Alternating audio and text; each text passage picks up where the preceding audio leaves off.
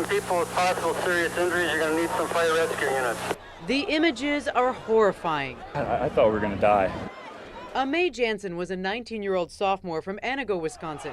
She and a group of friends were in the 6th row.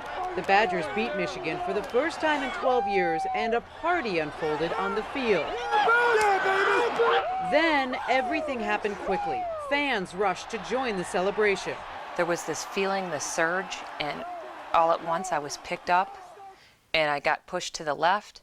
My roommates got pushed to the right, and by then it was just like somebody was just closing in on my lungs. Everybody started screaming. Panic set in. Many in the stadium were still clueless. The band played on.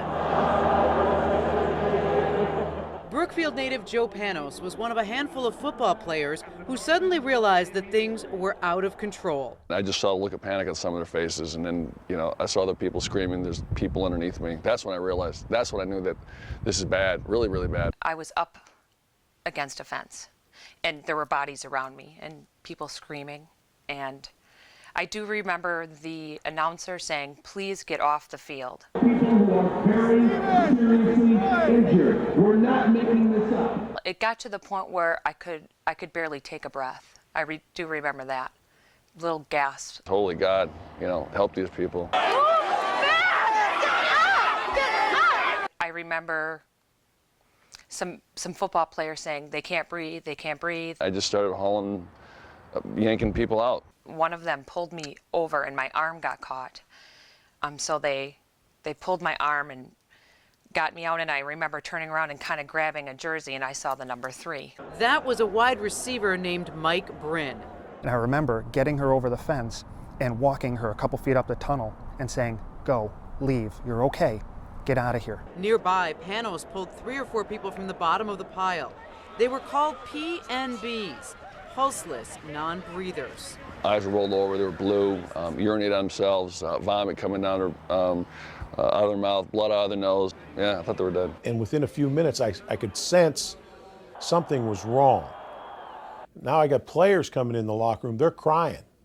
I can remember vividly seeing Joe Rudolph and a couple, they were kind of disoriented. It was scary, it was very emotional.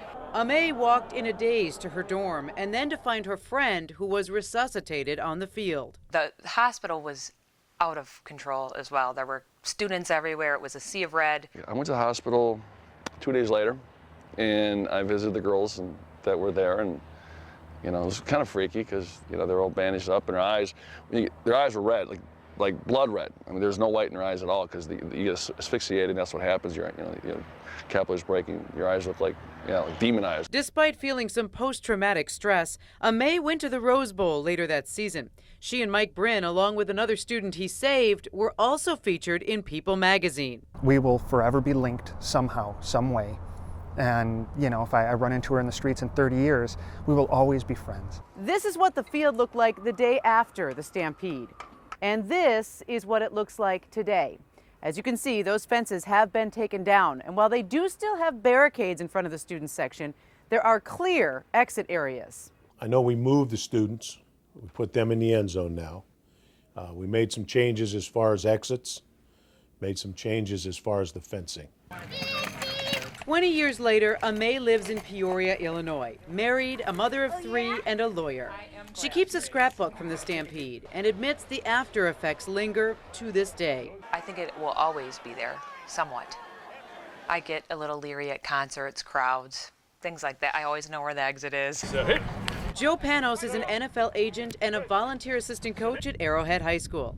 A few years ago, a man approached him out of the blue and said, "You pulled my sister out." That was pretty cool. Mike Bryn is now Dr. Michael Bryn, medical director of the emergency department at Columbia St. Mary's Ozaki. He knew from an early age he might become a doctor, but the events of that day Helped solidify that in terms of it's inside of me.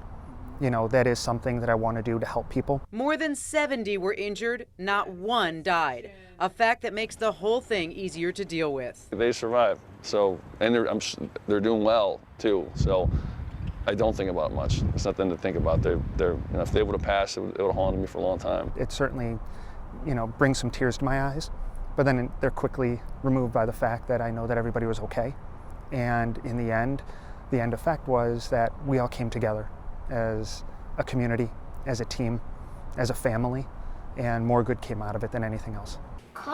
Mustard. Amay knows how close she came to tragedy. She never takes life for granted and feels extra emotion welling up when she looks at her girls. It so does. I mean, when you meet them and see how great they are, it does. Appreciate it. Everybody was lucky that day, and because of that, we got lucky that we were able to end up with her. Oldest daughter Grace sums it up best when she says this to her mother. I love you.